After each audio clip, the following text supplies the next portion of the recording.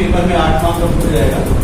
और अभी तक अपने जो टॉपिक देखे हैं उनमें अपने देखा आइगन वेक्टर, और एक अपन ने केयर हैमिल्टन थ्योरम देख लिया, इनवर्स निकालना सीख लिया, इनवर्स नहीं सीखा सर, केयर हैमिल्टन थ्योरम देख इनवर्स निकालना आज याद तो बताएंगे, और एक टेस्ट ऑफ कंसिस्टेंसी।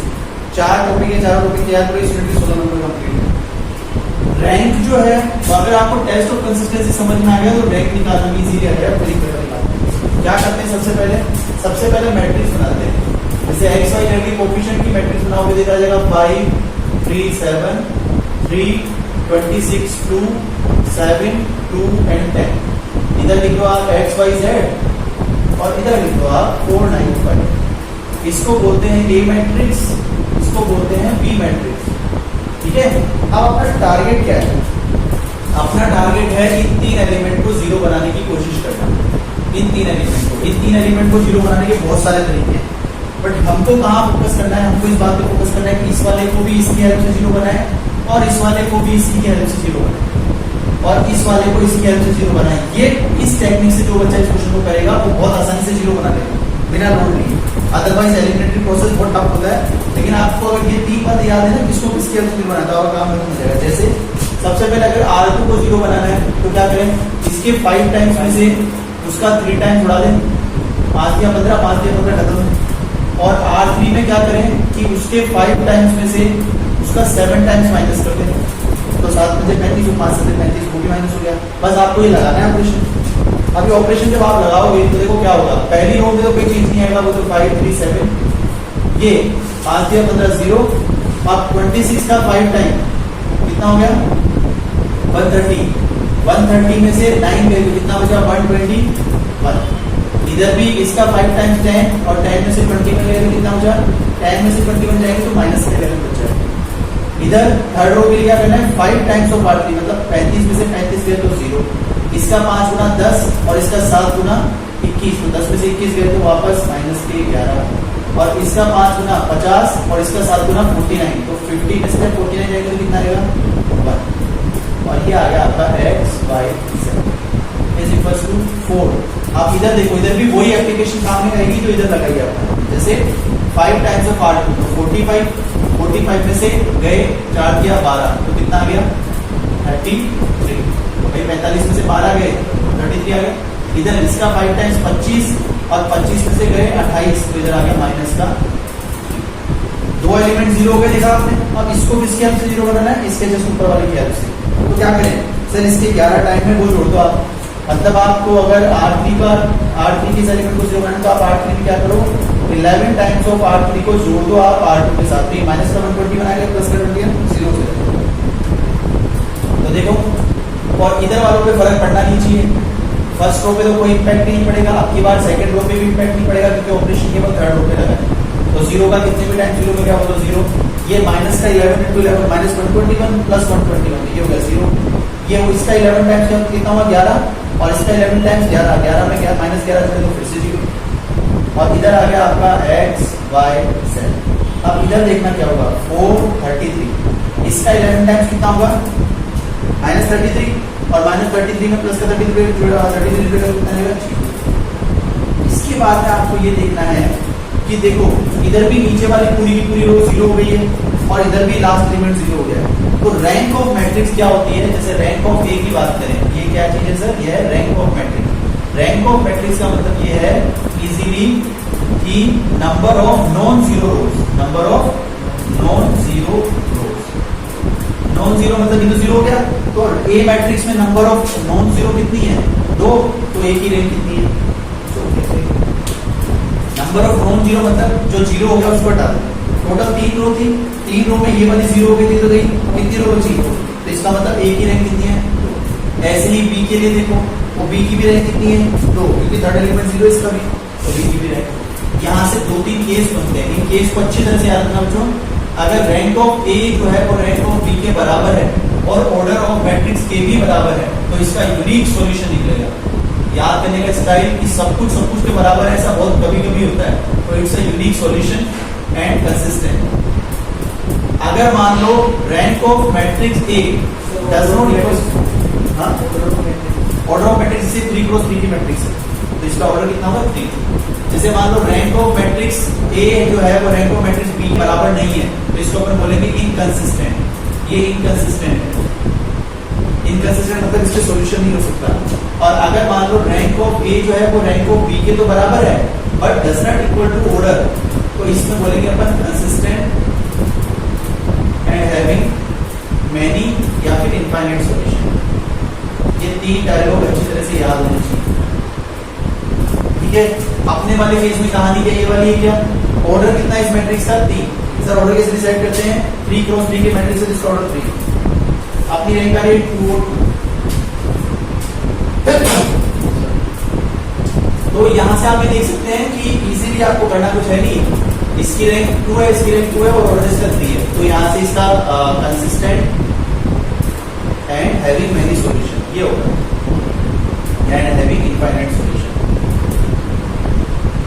ठीक है, अब इसका सॉल्यूशन निकालने के लिए क्या करो, आप इस वाली रो को इसके ऊपर रख दो। तो जब आप इस वाली रो को इसके ऊपर रखोगे तो 0 into x, सेकंड रो की बात कर रहा हूँ, plus 121 into y minus 11 into z equals to 30। ये 0 into x तो खत्म हो जाएगा, कितना आया 121y minus 11z equals to 30। 11 का पूरा भाग लगा दो, तो 11y माइनस z बराबर 3। एक इक्वेशन आ गई आपके पास। ठीक है, और आप चाहो तो और किसी एलिमेंट को भी 0 बना सकते हो बट उसकी जरूरत होगी नहीं, जरूरत होगी तो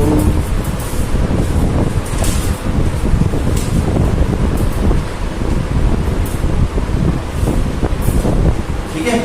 और इसके बाद में फर्स्ट रो को, जब फर्स्ट रो को इस कॉलम पे रखोगे आप, फर्स्ट रो स्टैटिस्टिक्ड ऑन कॉलम, भाई सेकंड रो को रखा तो एक रिजल्ट आएगा, फर्स्ट रो को रखोगे तो एक रिजल्ट आ जाएगा। फर्स्ट रो को रखोगे तो क्या रिजल्ट आएगा 5x plus 3y plus 7z equals to 0। ये आपके पास दो इक्वेशन है। अब आप मुझे एक बात बताओ कि इक्वेशन है अपने पास में 2 और नंबर ऑफ वेरिएबल है अपने पास में 3, तो क्या ये कोई सोल्व हो सकता है? नहीं। तो आपने को इस क्वेश्चन में केवल टेस्ट फॉर कंसिस्टेंसी पूछा था और पूछा था कि क्या x y z की वैल्यू निकल सकती है, तो अपन कहेंगे consistent but having infinite number of solution. So that's why यहाँ पे इक्वेशन तो अपने को दो ही पता चल रही है और नंबर ऑफ वेरिएबल 3 है, तो यहाँ से अपन x y z की वैल्यू नहीं निकाल सकते। नंबर ऑफ वेरिएबल मतलब x y z, तो 3 वेरिएबल और इक्वेशन है। किसी भी इक्वेशन को सोल्व करने के लिए मिनिमम नंबर ऑफ वेरिएबल के बराबर होनी चाहिए।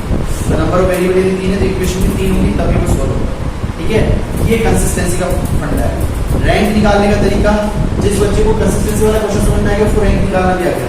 इसी क्वेश्चन के लिए रैंक निकालने की बोलता था, इस मैट्रिक्स की रैंक कितनी आई थी 2, इसकी भी रैंक कितनी आई थी 2। एक बार वापस से रिपीट, x y z के कोएफिशिएंट लिखे, मैट्रिक्स बना ली, इन तीन एलिमेंट को 0 बनाया, इसको इसके हेल्प से 0, इसको इसके हेल्प से 0, इसको इसके हेल्प से। जैसे आपने 0 बनाया तो आपको पता चला अच्छा नीचे वाली रो तो पूरी 0 हो गई और ये वाला एलिमेंट भी 0 हो गया, तो कौन बचा? जो बचा उसके हिसाब से पहले देखा कि नंबर ऑफ नॉन जीरो रो, एक ये नॉन जीरो है, एक ये नॉन जीरो है। सर नॉन जीरो क्या होती है? जिसके सारे एलिमेंट 0 ना हो।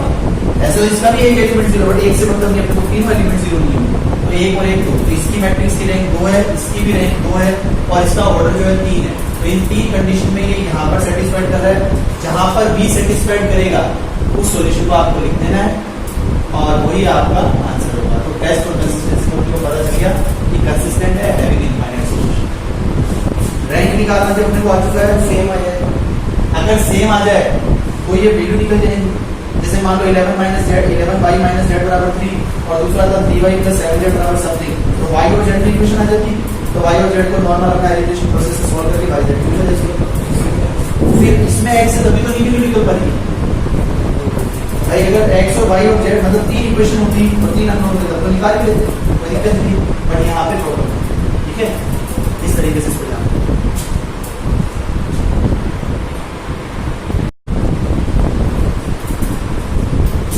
क्वेश्चन है, इसमें बोल रहा है कि find out for what values of lambda x plus y plus z equals to 1, x plus 2y plus 4z equals to lambda, x plus 4y plus 10z equals to lambda square have a solution shown है।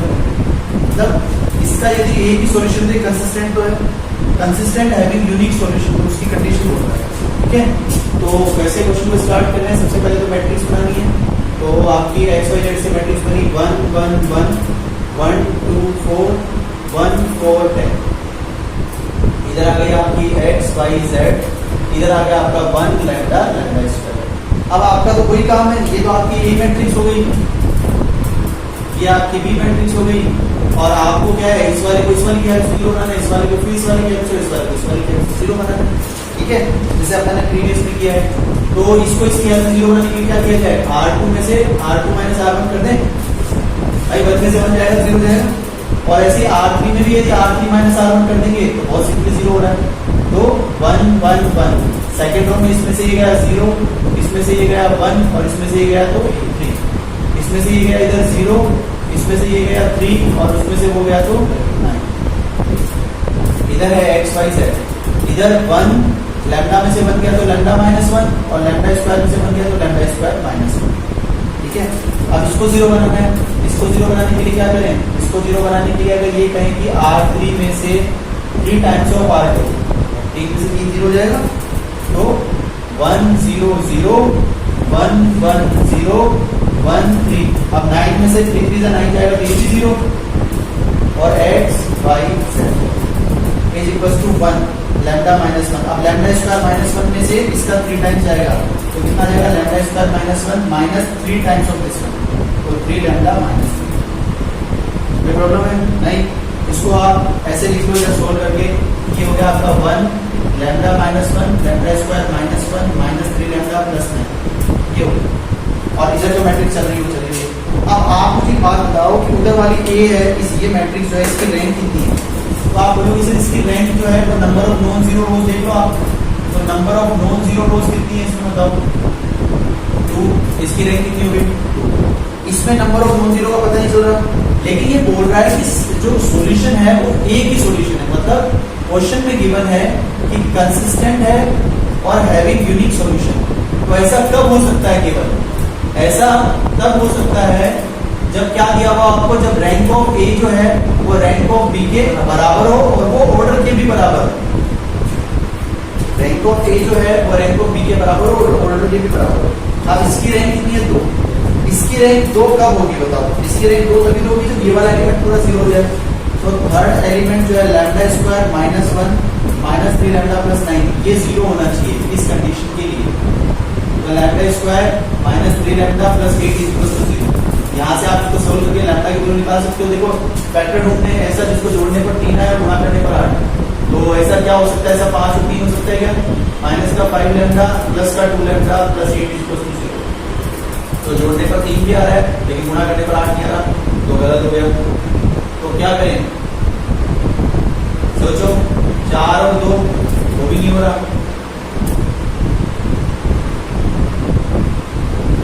वो भी नहीं हो रहा।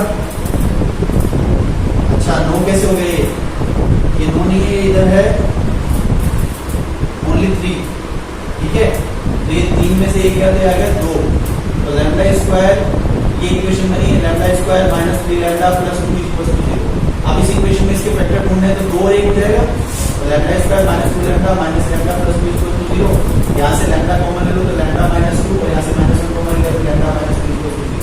तो lambda equal to 1 मिलेगा 1 और 1 मिलेगा लैम्डा इक्वल टू 2। मतलब लैम्डा इक्वल टू 1 एंड 2 के लिए ये जो गिवन क्वेश्चन है, दिस क्वेश्चन, ये क्वेश्चन कैसा होगा? कंसिस्टेंट भी होगा और यूनिक सॉल्यूशन भी होगा इसकी। Consistent and having unique solution. Okay, I की कहानी समझ में? मतलब इस तरीके से अपन इसको 0 0 बनाया, इसकी रैंक 2 है। अब इसकी भी रैंक 2 हो, ऐसा कब हो सकता है? जल्दी बता एलिमेंट 0, तो इस एलिमेंट को उठाया 0 के बराबर रखिए, जो भी वैल्यू होगी। आगे बोल रहा था आप उसको सोल्व कर लो। तो सोल्व करने के लिए देखो एक बात देखना ध्यान से कि मैट्रिक्स अपन यहाँ तक पहुंचा चुके थे 1 1 1 0 1 3 और 0 0 0 और इधर आ गया था x y z। और मान लो एक बार के लिए आपने लैम्डा बराबर 1 रखा तो 1 और इधर 1 में से बन गया तो 0 और इधर lambda square minus 3 lambda plus 3, तो ये हो गया आपका 1 का स्क्वायर 1 में से बन गया 0 और ये 0। तो अब सीधी सी बात है कि अगर आप यहाँ से इस रो को इसके ऊपर रखो सेकंड रो को, तो आप ये कहोगे सर y प्लस 3z बराबर 0, मतलब 0 into x plus 1 into y plus 3 into z बराबर 0। ऐसा तो आपको यहाँ से एक इक्वेशन पता चली कि y प्लस 3z बराबर कितना आ गया? दूसरी बात क्या है सर? दूसरी बात है आप ऊपर वाली को रखो तो आपको पता चला x plus y plus z equal to 1, तो यहाँ से आपको इक्वेशन पता चल गई। लेकिन यहाँ से भी आपने वही प्रॉब्लम आ रही है। कौन सी प्रॉब्लम? अपन ने थोड़ी देर पहले देखा था बेसिक प्रॉब्लम कि इक्वेशन आ रही है दो, वेरिएबल कितने हैं? 3, तो it can not be solve. मतलब सॉल्व तो हो सकता है बट थोड़ी प्रॉब्लम आएगी क्योंकि नंबर ऑफ वेरिएबल जो है वो ज्यादा है और नंबर ऑफ इक्वेशन दी हुई है वो इससे कम है, इसलिए थोड़ा सा सॉल्व होने। फिर भी अगर मान लो सॉल्व करना हो तो के की टर्म्स में इसके आंसर है कोई आर्बिट्री नंबर मान लीजिए, ठीक है। कुछ नहीं, क्वेश्चन के अंदर इतना सा क्वेश्चन है बस।